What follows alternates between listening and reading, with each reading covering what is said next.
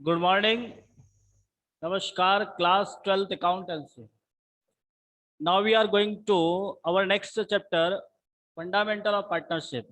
हमने अपने पिछली क्लास में कंपनी अकाउंटिंग को कंप्लीट किया है और आज हम स्टार्ट करेंगे पार्टनरशिप। देखिए, अपने जो अकाउंट्स का सिलेबस है उसको मुख्य रूप से 3 भागों में बांटा गया है। जो 12th अकाउंटेंसी का जो अपना सिलेबस है, इधरली हमने 3 पार्ट में उसे डिवाइड किया है। जहां हमारे पास पार्टनरशिप है, आपके पास कंपनी अकाउंटिंग है और कुछ चैप्टर मैनेजमेंट के भी हैं। तो हमने अपने पहला चैप्टर जो अभी तक समझा था वो कंपनी को समझा था, कंपनी से रिलेटेड हमने एक चैप्टर कंप्लीट किया है। आज से हम स्टार्ट करते हैं पार्टनरशिप। थोड़ा सा विशेष रूप से समझने की कोशिश करना, बहुत ज़्यादा मार्जिन है आपके पूरे सिलेबस में इसका। और यदि देखा जाए तो मोटे रूप पर पार्टनरशिप के 4 चैप्टर है, जिसमें से पहला चैप्टर आता है फंडामेंटल। हम इसको लिख सकते हैं साझेदारी का सामान्य परिचय। साझेदारी का सामान्य परिचय। देखिए, सबसे पहले तो हम बात करेंगे साझेदारी पर कि आखिर साझेदारी क्या होती है। पार्टनरशिप हम कहेंगे किसे, क्या होगी पार्टनरशिप। तो वैसे हम पार्टनरशिप का मीनिंग जानते हैं, क्योंकि हमने पिछली क्लास में जैसे 11th के अंदर बिजनेस स्टडी में इसके बारे में कुछ पढ़ा था। और यदि नहीं भी पढ़ा हो तो हम फिर भी हमें थोड़ा बहुत इसके बारे में जानकारी है कि साझेदारी में साझा करना। साझा करना मतलब एक से ज्यादा व्यक्ति, साझा यानी शेयर होता है। मतलब आप किसी चीज को आपस में लोगों के बीच बांटोगे। आप कब बांटोगे? जब वो हमारे साथ जुड़ेंगे। तो साझेदारी का मतलब होता है कि जब दो या दो से अधिक व्यक्ति, जब दो या दो से अधिक व्यक्ति किसी कारोबार को करते हैं तथा लाभ हानि विभाजित करने के लिए सहमत होते हैं,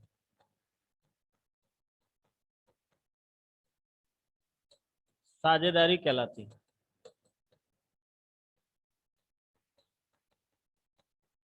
वैसे पार्टनरशिप की अलग अलग डेफिनेशंस होती है, बट मेजरली जो बेसिक मीनिंग है वो हम ये जानते हैं कि जब दो या दो से अधिक व्यक्ति, जब दो या दो से अधिक व्यक्ति किसी कारोबार को करते हैं, कारोबार का मतलब होता है बिजनेस करना, कोई काम करना, तथा लाभ हानि विभाजित करने के लिए सहमत होते हैं, उसे हम साझेदारी कहते हैं। कि हमारे पास दो या दो से अधिक व्यक्ति मिलकर किसी काम को करेंगे, किसी बिजनेस को करेंगे, तो उसे हम कहेंगे पार्टनरशिप। Any doubt? पार्टनरशिप का जनरल मीनिंग यही रहता है कि दो या दो से अधिक व्यक्ति मिलकर किसी कार्य को कर रहे हैं, किसी काम को कर रहे हैं, तो उसे हम कहेंगे पार्टनरशिप। अब पार्टनरशिप के अंदर जो व्यक्ति काम कर रहा है उसे कहेगा पार्टनर। साझेदारी फॉर्म में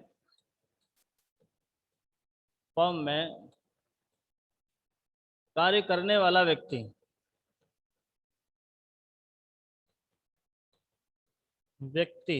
साझेदार कहलाएगा। जो आपके पार्टनरशिप में काम करेगा उसे हम साझेदार कहते हैं। और जो व्यक्ति हमारे साथ में साझेदारी में जुड़ा है उसे हम क्या कहेंगे? साझेदार। साथ में हम ये कहते हैं कि ये साझेदारों का समूह जो है, साझेदारों का समूह, जो साझेदारों का समूह है वो हमारे लिए कहलाता है फर्म। फर्म किसे कहेंगे? तो फर्म का मतलब होता है जो पार्टनर्स का जो ग्रुप होता है, मतलब जो पार्टनरशिप है, जब तक किसी पार्टनरशिप का नाम नहीं दिया गया उसे हम कहेंगे फर्म। Any doubt? तो मेजरली आपके पार्टनरशिप का मीनिंग आपने समझ लिया कि जब दो या दो से अधिक व्यक्ति मिलकर किसी कार्य या कारोबार को करते हैं। कारोबार का मतलब होता है कोई बिजनेस करना, कोई धंधा करना, जिसमें लाभ हानि विभाजित करने के लिए सहमत होते हैं, उसे हम साझेदारी कहते हैं। साझेदारी में काम करने वाला व्यक्ति हमारे लिए साझेदार कहलाएगा। और जो साझेदारों का समूह है वो हमारे लिए एक प्रकार से फर्म कहलाती है।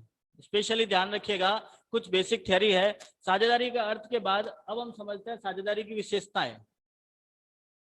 नेक्स्ट पॉइंट आती है साझेदारी की विशेषताएं। Characteristics of partnership. पार्टनरशिप की विशेषता क्या क्या होती है, जिसमें हम अलग अलग विशेषताओं के बारे में बात करते हैं। इससे पहला पॉइंट आता है कि दो या दो से अधिक व्यक्ति होना। दो या दो से अधिक व्यक्ति होना। पार्टनरशिप चाहे वो कैसी भी पार्टनरशिप क्यों ना हो, कभी दो से कम पार्टनर उसमें काम नहीं कर सकते हैं। मतलब पार्टनरशिप के लिए देखिए, अपना जो बिजनेस था, जैसे हमने पिछले साल समझा था, पिछले साल आपके बिजनेस में एक चैप्टर हुआ करता था, बिजनेस स्टडी का एक चैप्टर था व्यवसाय।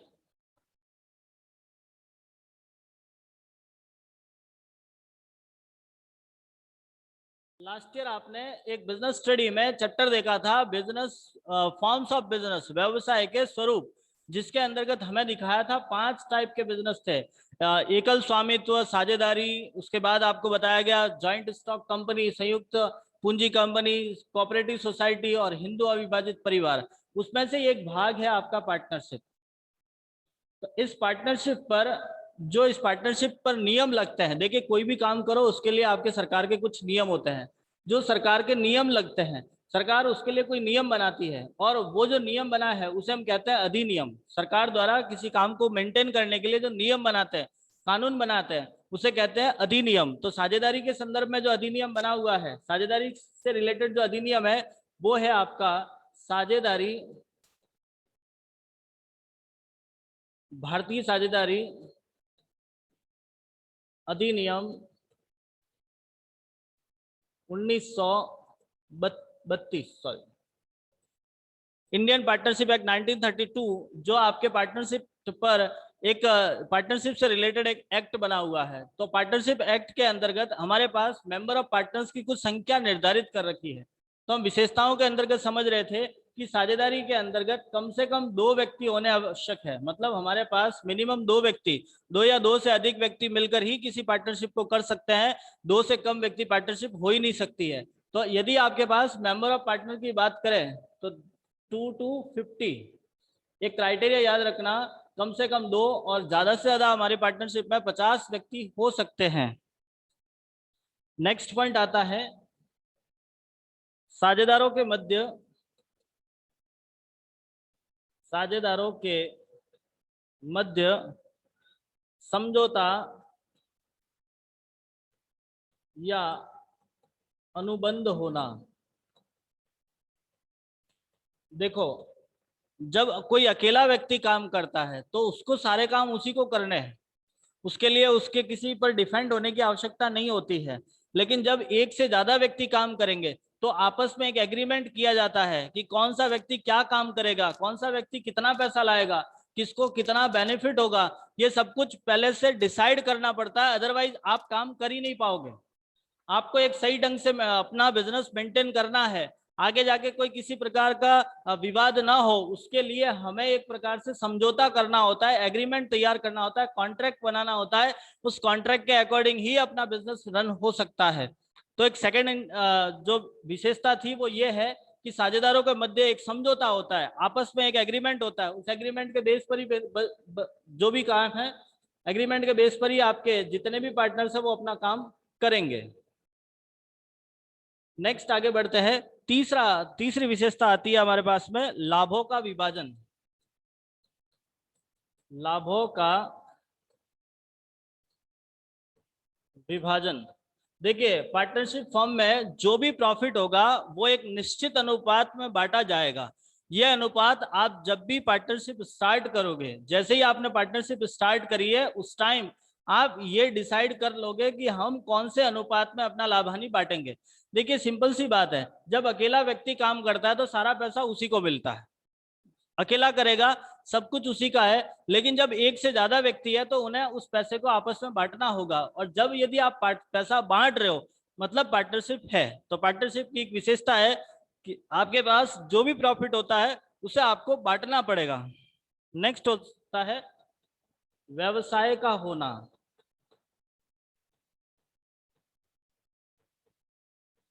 एक अच्छी विशेषता है व्यवसाय का होना का तात्पर्य यह है कि आप मान लीजिए 2 पर्सन है, ए और बी दोनों मिलकर कोई काम करना चाहते हैं, जैसे इन दोनों ने कहा कि हम दोनों मिलकर कोई काम करना चाहते हैं। अब काम अलग अलग नेचर के हो सकते हैं, जैसे इन्होंने पहले कहा कि हम एक मंदिर की सफाई कर लें।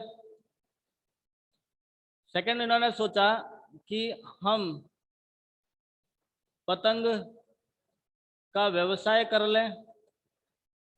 सोचा इन्होंने बर्तन की दुकान लगा लें। देखिए, काम कोई सा भी हो सकता है, लेकिन यहाँ स्पेशली ध्यान रखना, हम पार्टनरशिप किसे कहेंगे, जहां आपका कोई ना कोई बिजनेस हो रहा है, व्यवसाय हो रहा है। जैसे एक मंदिर की सफाई करना कोई बिजनेस नहीं है, जस्ट ठीक है, आप लोग मिलकर काम करना चाहते हो, कर सकते हो, कोई प्रॉब्लम नहीं है, बट उसे हम पार्टनरशिप नहीं कह सकते, उसे हम पार्टनरशिप का नाम नहीं दे सकते। पार्टनरशिप उसी समय होगी जब आप किसी बिजनेस को रन करने में इंक्लूड होंगे। जब तक किसी बिजनेस को रन करने में आप इंक्लूड नहीं हो, आप उसे बिजनेस का नाम, सॉरी, पार्टनरशिप का नाम नहीं दे सकते। तो पार्टनरशिप है means we have to take a business. जब तक हमारे पास कोई बिजनेस नहीं है, हम उन्हें पार्टनरशिप का नाम नहीं दे सकते हैं। तो अपनी फोर्थ थी बिजनेस का होना। नेक्स्ट आता है व्यवसाय। व्यवसाय का संचालन। व्यवसाय का संचालन सभी के द्वारा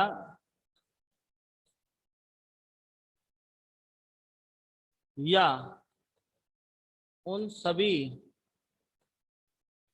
की ओर से किसी एक द्वारा किया जा सकता है। देखिए, ये काफी इंपॉर्टेंट पॉइंट है, आपके क्वेश्चंस पूछा भी जा सकता है कि साझेदारी का संचालन किसके द्वारा किया जा सकता है। तो साझेदारी का संचालन या तो सभी पार्टनर्स मिलकर कर सकते हैं, या सबकी ओर से किसी एक को मतलब किसी एक के द्वारा किया जा सकता है। मतलब ये कह सकते हैं कि पार्टनरशिप का संचालन किसी भी पार्टनर द्वारा किया जा सकता है, या सबके ओर से कोई एक करेगा, या सभी जने मिलकर भी कर सकते हैं। इसके लिए कोई क्राइटेरिया डिसाइड नहीं किया हुआ है। यदि आपको कोई पॉइंट समझ में नहीं आ रहा है तो आप जरूर मैसेज कीजिए, या फिर आप बोल के बता दीजिएगा। नेक्स्ट आता है अधिनियम।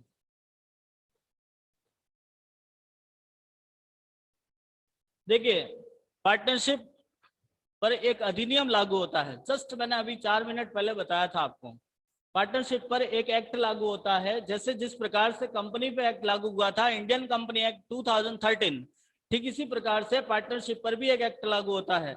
आप बता सकते हो कौन सा एक्ट है? कौन बताएगा? साझेदारी पर एक अधिनियम लागू होता है, कौन सा अधिनियम है वो? भारतीय साझेदारी अधिनियम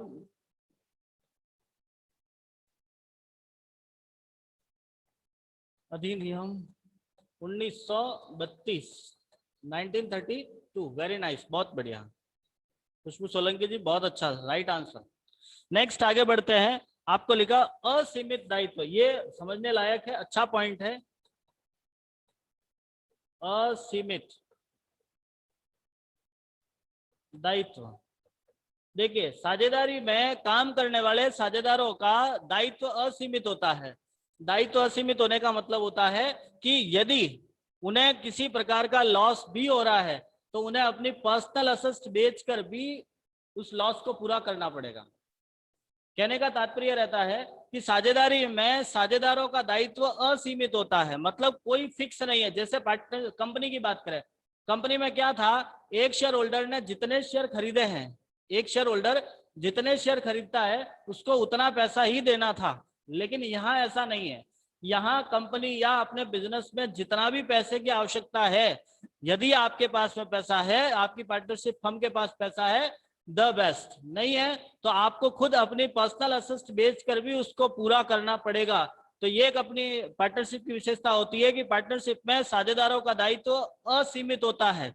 इसके लिए भी प्रश्न आ सकता है, हो सकता है इस बार भी आपके एमसीक्यू के क्वेश्चन होता है, एमसीक्यू में ये प्रश्न पूछ सकते हैं कि साझेदारों का दायित्व होता है सीमित असीमित, तो साझेदारों का दायित्व असीमित होता है, अनलिमिटेड लायबिलिटी है उनके पास।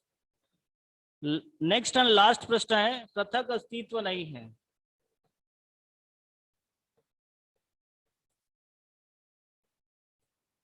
देखिए, जिस तरह से कंपनी का अपने सदस्यों के प्रति पृथक अस्तित्व होता है, वैसा यहाँ नहीं है।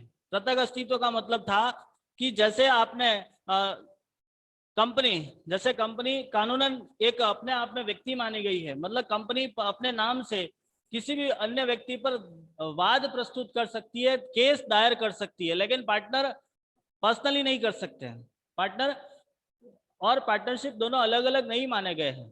यहाँ पार्टनर्स का अस्तित्व पार्टनरशिप से अलग नहीं है। यदि किसी को केस दायर करना है तो वो पार्टनर अपने लेवल पे कर सकता है, पार्टनरशिप का जरूरी नहीं है। इन द सेंस हम ये कह सकते हैं कि पार्टनरशिप के लिए पर्सनली जरूरी नहीं है कि वो अपने आप में रजिस्ट्रेशन करा सके। तो ये कुछ विशेषताएं थी। पहले हमने इसका मीनिंग जाना, सेकंड पार्ट में हमने उसकी विशेषताएं देखी। अब हम समझते हैं साझेदारी के प्रकार। डाउट आ रहा है तो आप जरूर पूछिएगा। नेक्स्ट पॉइंट है साझेदारी के प्रकार, टाइप्स ऑफ पार्टनरशिप। हम पार्टनरशिप के प्रकार समझ रहे हैं। पार्टनरशिप हमारे पास अलग अलग प्रकार की है। जैसे सबसे पहले हम उसके भागों का वर्णन करते हैं। साझेदारी हमारे पास 4 प्रकार की बताई है। तो बोर्ड पे एक छोटा सा चार्ट बना रहा हूं, बड़े ही ध्यान से समझिएगा। जिसमें पहला आता है दायित्व के आधार पर। दायित्व के आधार पर एक आता है आपके पास में समय के आधार पर। दूसरा है आपका समय के आधार पर।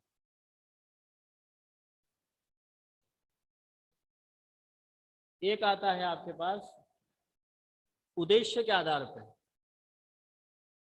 उद्देश्य के आधार पर। और एक है आपके पास वैधता के आधार पर।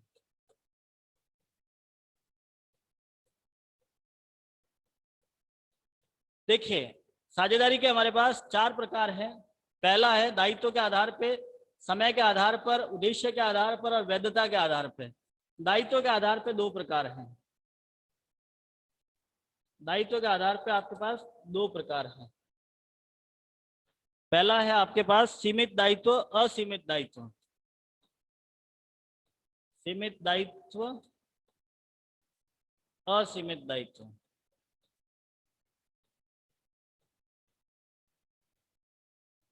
नेक्स्ट दूसरा आता है समय के आधार पे निश्चितकालीन, अनिश्चितकालीन। निश्चितकालीन, अनिश्चितकालीन।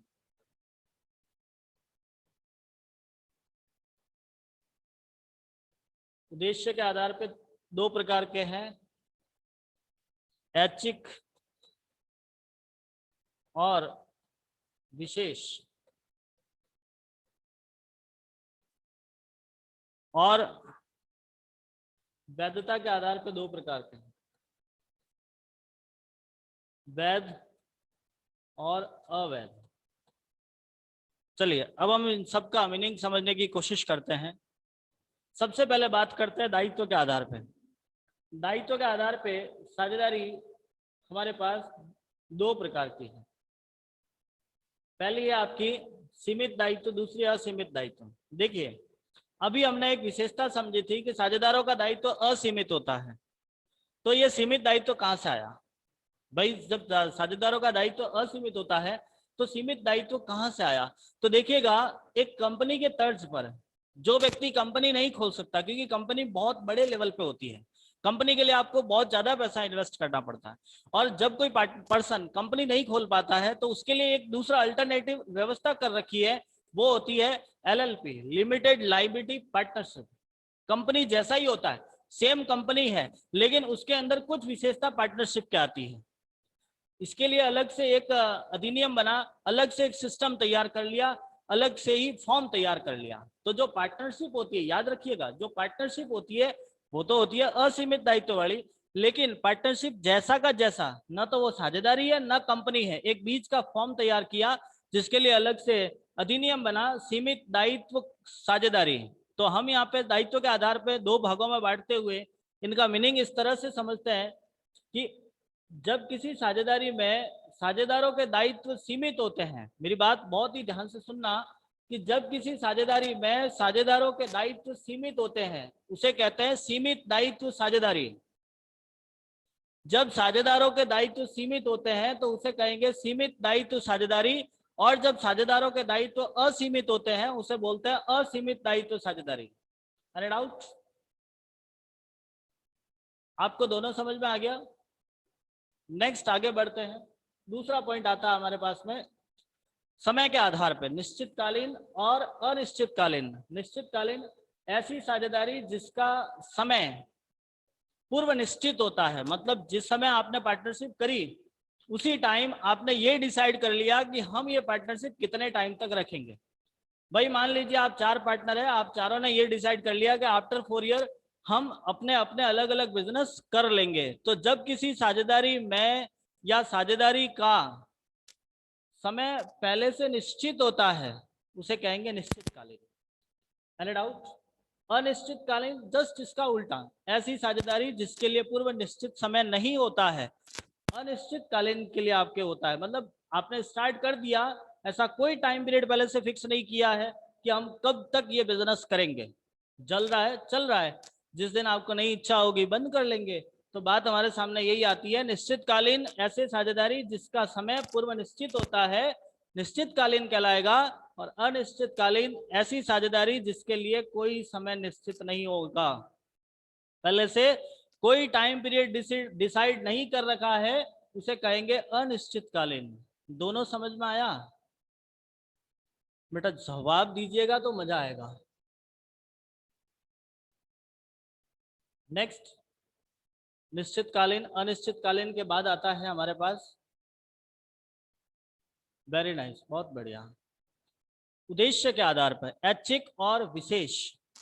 ऐच्छिक साझेदारी ऐसी साझेदारी जिसका कोई उद्देश्य पूर्व निश्चित नहीं है, मतलब जो किसी भी कार्य के लिए जिसके लिए कोई विशेष उद्देश्य नहीं होता है। बहुत बढ़िया बहुत बढ़िया। ऐच्छिक साझेदारी जिसके लिए कोई विशेष उद्देश्य नहीं है, सामान्य काम के लिए जब आपने बिजनेस किया है उसे कहते हैं ऐच्छिक साझेदारी। और विशेष साझेदारी जब किसी विशेष काम के लिए, जैसे मान लीजिए आपने कहा कि हमको एक रूम का कलर का, एक घर का कलर करने के लिए आपने पार्टनरशिप कर ली, आपने एक ब्रिज बनाने के लिए पार्टनरशिप कर ली। इस प्रकार की जो पार्टनरशिप होती है जो पर्टिकुलर किसी काम को पूरा करने के लिए ही बनाई जाती है उसे कहते हैं विशेष साझेदारी। तो इसके लिए ऐसा लिखा जाता है कि जब किसी विशेष कार्य को पूरा करने के लिए साझेदारी की जाए तो उसे कहेंगे विशेष साझेदारी। और जब किसी साझेदारी का उद्देश्य पूर्व निश्चित नहीं होता है उसे कहेंगे, उसे क्या कहोगे? सामान्य साझेदारी, ऐच्छिक साझेदारी। आया समझ में? चलिए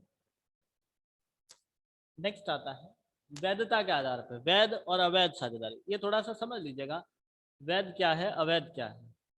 वैध का मतलब होता है ऐसी साझेदारी जिसके अंतर्गत साझेदारी अधिनियम के अंतर्गत, या ऐसी साझेदारी जिसमें कुछ सरकार द्वारा निर्धारित नियम का पालन हो रहा है। जैसे नियमों के अंतर्गत आता है आपके पास में कम से कम 2, ज्यादा से ज्यादा 50% हो सकते हैं, 50 से ज्यादा 50 तक है साझेदारी वैध है, 50 से ज्यादा हो गए अवैध कहलाएगी। कोई साझेदार शत्रु राष्ट्र का न हो, यदि कोई साझेदार है और वो आपके शत्रु राष्ट्र का है तो साझेदारी अवैध कहलाएगी, और नहीं है तो वैध कहलाएगी। व्यवसाय का उद्देश्य जन कल्याण के विपरीत ना हो, व्यवसाय का उद्देश्य जनहित में होना चाहिए, जनहित में हो। जनहित का मतलब होता है कि ऐसा कोई काम नहीं करना जिससे आपके लोगों का नुकसान हो। यदि आप, जैसे मान लीजिए आप कोई ऐसी वस्तु का बिजनेस कर रहे हो जिससे लोगों का नुकसान हो, जैसे आप मादक पदार्थ बेच रहे हो, बारूद बेच रहे हो, बंदूकें बेच रहे हो, तो उसके लिए वो अवैध है, बाकी वैध है। तो ये कुछ 4 प्रकार अलग अलग थे आपके पास, इनके अंदर कोई डाउट है तो आप पूछ लीजिएगा, नहीं तो आगे बढ़ते हैं। फिलहाल इसमें कोई डाउट है तो आप बता दीजिएगा, otherwise we will next topic. कोई डाउट नहीं। चलिए अगला पॉइंट आता है पार्टनरशिप डीड, साझेदारी संलेख। अच्छा पॉइंट है। Okay okay okay. साझेदारी संलेख, जिसको विलेख भी बोलते हैं। साझेदारी संलेख कहो या विलेख कहो एक ही बात है। इंग्लिश में कहेंगे इसको पार्टनरशिप डीड, पार्टनरशिप डीड। देखिए आखिर पार्टनरशिप डीड क्या होती है, किसे कहेंगे? तो पार्टनरशिप डीड का मतलब होता है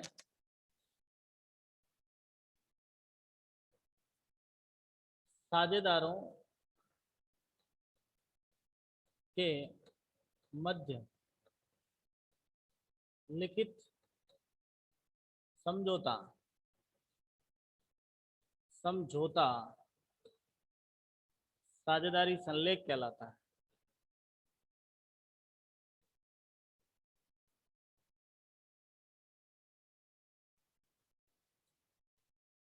देखिए जो आपके पार्टनर्स हैं, उन पार्टनर्स के बीच में जो रिटर्न एग्रीमेंट होता है, समझौता तो होता ही है, ये बात तो फिक्स है। लेकिन जरूरी नहीं कि आपको रिटर्न ही करना है। आप समझौता